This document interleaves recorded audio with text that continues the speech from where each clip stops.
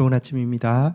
이사야서 59장 1절에서 12절 말씀 묵상하도록 하겠습니다. 1절 여호와의 손이 짧아 구원하지 못하심도 아니요 귀가 둔하여 듣지 못하심도 아니라. 2절 오직 너희의 죄악이 너희와 너희 하나님 사이를 갈라놓았고 너희의 죄가 그의 얼굴을 가리어서 너희에게서 듣지 않으시게 함이니라. 자, 유다 백성들은 자신들이 이렇게 기도해도 부르짖어도 하나님의 구원이 나타나지 않는다고 불평하고 있는데요. 거꾸로 하나님은 도와주고 싶어도 도울 수 없게 너희들이 막고 있다, 이렇게 탄식하고 있습니다. 이사야는 이렇게 이야기합니다. 여호와의 손이 짧아서 너희를 구원하지 못하는 것 아니다. 귀가 어두워서 너희 사정을 듣지 못하는 것도 아니다. 그런데 너희의 죄악이 하나님과 유다 사이를 갈라놓고 너희의 죄가 그의 얼굴을 가리어서 들을 수 없게 만들고 있다, 이렇게 이야기하고 있습니다.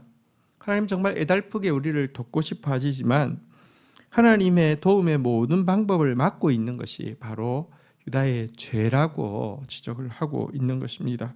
죄가 얼마나 값비싼 대가를 지불하게 하느냐, 하나님 마음 아프게 하실 뿐 아니라 하나님이 돕고 싶어도 도울 수 없게 만드는 이것이 죄가 야기하는 무시무시한 대가입니다. 3절 이는 너희 손이 피해 너희 손가락이 죄악에 더러워졌으며 너희 입술은 거짓을 말하며 너희 혀는 악독을 내밀어. 4절 공의대로 소송하는 자도 없고 진실하게 판결하는 자도 없으며 험한 것을 의뢰하며 거짓을 말하며 악행을 잉태하여 죄악을 낳으며. 5절 독사의 알을 품으며 거미줄을 짜나니 그 알을 먹는 자는 죽을 것이요 그 알이 밟힌 적 터져서 독사가 나올 것이니라. 자, 그리고는 이어서 이제 그들의 죄, 이스라엘 백성들 가운데 가득한 죄에 대해서 이야기합니다.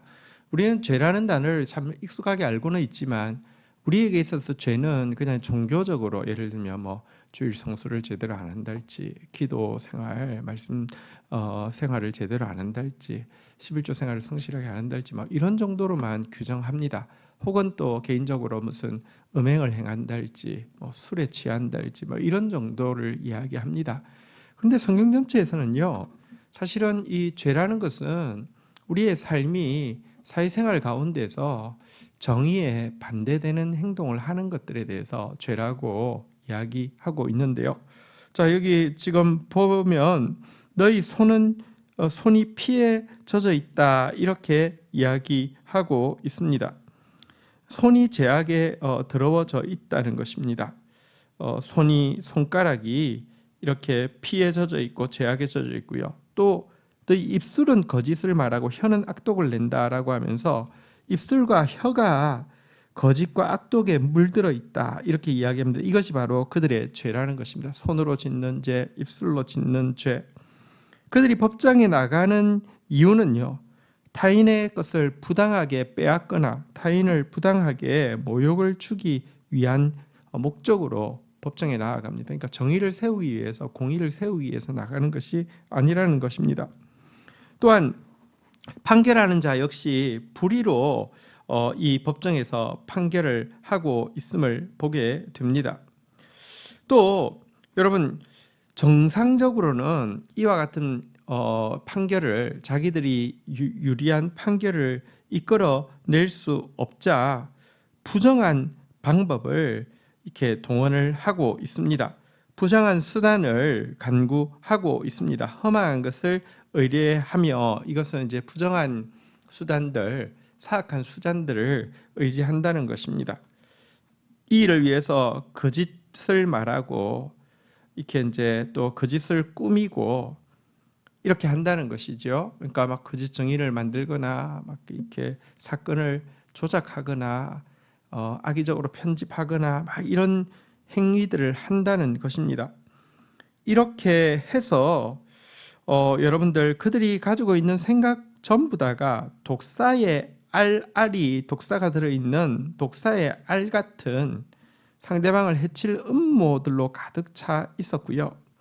그들이 가지고 있는 계획마다 상대방을 이렇게 뭐랄까요, 올가매려고 하는 거미줄을 이렇게 치고 있는 그런 계획을 하였던 것입니다. 그래서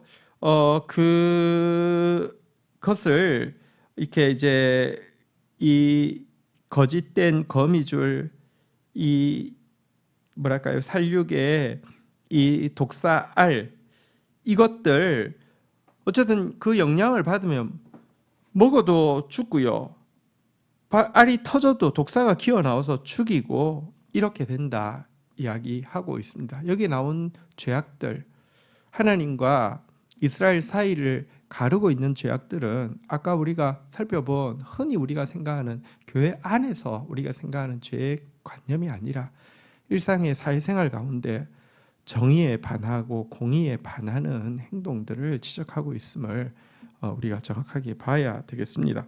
이어지는 6절 볼까요? 그 짠 것으로는 옷을 이룰 수 없을 것이요, 그 행위로는 자기를 가릴 수 없을 것이며, 그 행위는 제약의 행위라 그 손에는 포악의 행동이 있으며. 7절 그 발은 행악하기에 빠르며 무지한 피를 흘리기에 신속하며 그 생각은 악한 생각이라 황폐와 파멸이 그 길에 있으며. 8절 그들은 평강의 길을 알지 못하며 그들이 행하는 곳에는 정의가 없으며 굽은 길을 스스로 만드나니 무릇 이 길을 밟는 자는 평강을 알지 못하느니라.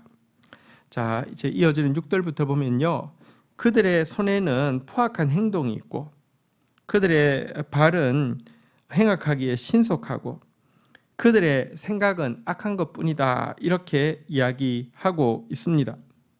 하지만 그렇게 해가지고 결국 음모로 재판에서 자기 원하는 결과를 이루어내고 승소한다 할지라도 그것이 결단코 우리 6절 상반부에 보면 그 짠 것으로 옷을 이룰 수 없을 것이다, 그 행위로 자기를 가릴 수 없을 것이다. 이게 무슨 말입니까?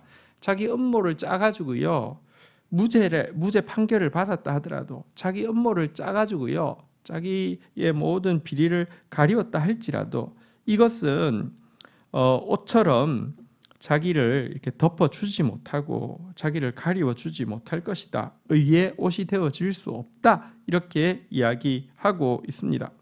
어쨌든 여기 보면요, 그들의 발은 언제나 황폐와 파멸을 불러오고 스스로 굽은 길을 만들기 때문에 하나님이 주시는 이 용서로 말미암은 평강은 그는 결코 알 수 없다, 이렇게 이야기하고 있습니다. 내가 지금 악을 행하는지 안 행하는지 8절 9절에 두 번이나 평강의 길을 알지 못한다, 평강을 알지 못한다 그랬는데요, 내가 이게 하나님 뜻인지 아닌지, 이게 선인지 악인지 분별할 수 있는 중요한 기준 중에 하나가 하나님의 평강이 없으면 그건 하나님 기뻐하시는 일이 아닌 것이죠. 어쨌든 이와 같은 죄악들이 그들과 하나님 사이를 갈라놓고 있기 때문에 아무리 기도해도 하나님 응답하실 수가 없는 것입니다. 자, 이어지는 9절 보도록 하겠습니다. 그러므로 정의가 우리에게서 멀고 공의가 우리에게 비치지 못한즉 우리가 빛을 바라나 어두운 뿐이요 밝은 것을 바라나 캄캄한 가운데 행함으로. 10절 우리가 맹인같이 담을 더듬으며 눈없는 자같이 두루 더듬으며 낮에도 황혼때같이 넘어지니 우리는 강장한 자 중에서도 죽은 자 같으니라. 자, 지금 이스라엘 사람들의 상태는 정의로부터 굉장히 멀고 공의에 미치지 못하는 상태였다라고 이야기합니다. 앞에서 살펴본 바대로 그들의 행위는 다 정의에 반하고 공의에 반하는 죄악을 범하고 있었기 때문입니다. 그 결과 그들은 빛을 바라지만 정작 찾아오는 것은 캄캄한 어두움 뿐이었습니다. 그러니 대낮에도 맹인처럼 더듬으면서 걸어갈 수밖에 없고 그러다가 넘어질 수밖에 없고요, 가장 건장한 자도 마치 죽은 자처럼 될 수밖에 없는 상황이다, 이렇게 이야기하고 있습니다.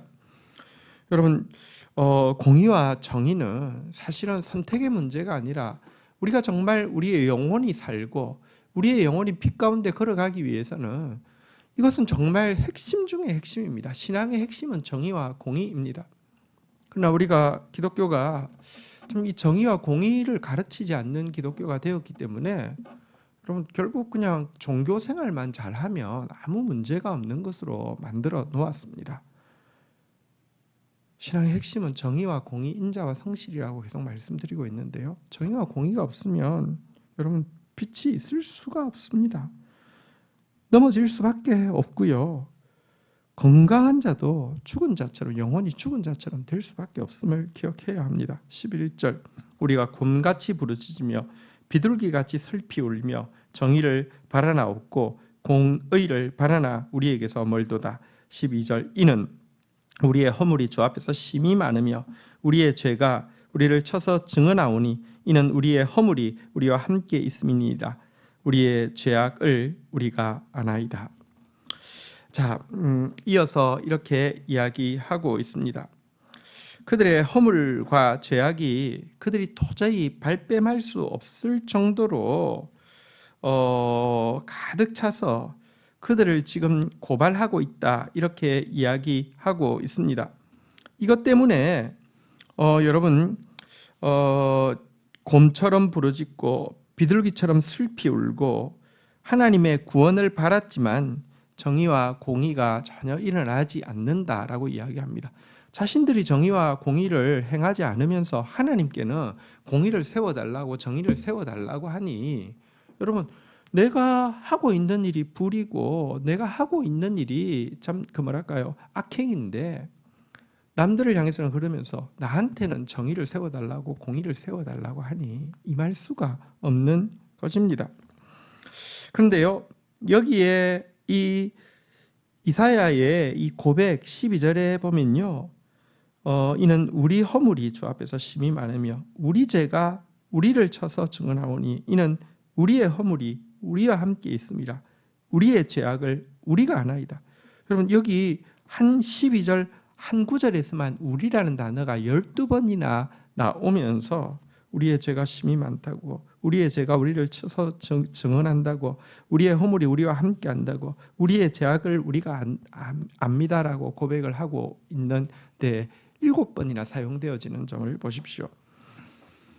지금 유다 백성들의 이 죄악된 모습을 보면서 이사야는 지적하고 있지만 그들을 자기와 떨어뜨려서 이 더러운 것들, 이 사악한 것들을 이야기하는 것이 아니라 계속 우리라고 묶으면서 마치 자기가 죄를 지은 것처럼, 마치 자기가 하나님 앞에서 또 죄인인 것처럼 아파하고 부끄러워하고 탄식하는 중보자의 심령이 잘 드러나 있습니다.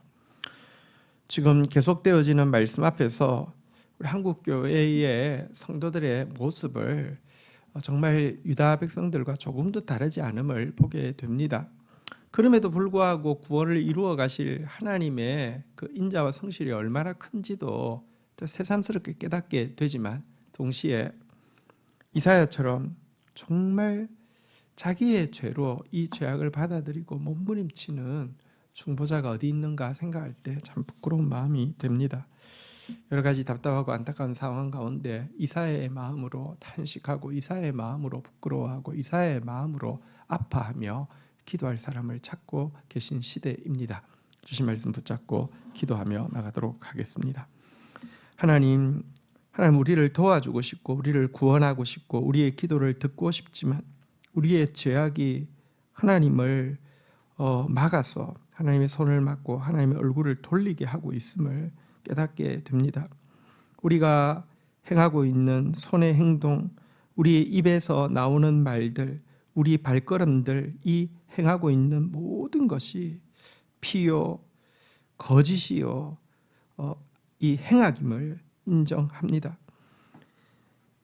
이것 때문에 하나님, 빛은 사라지고 캄캄한 어두움 가운데 생기는 사라지고 죽음이 임할 수밖에 없는 상태가 되었음을 고백합니다.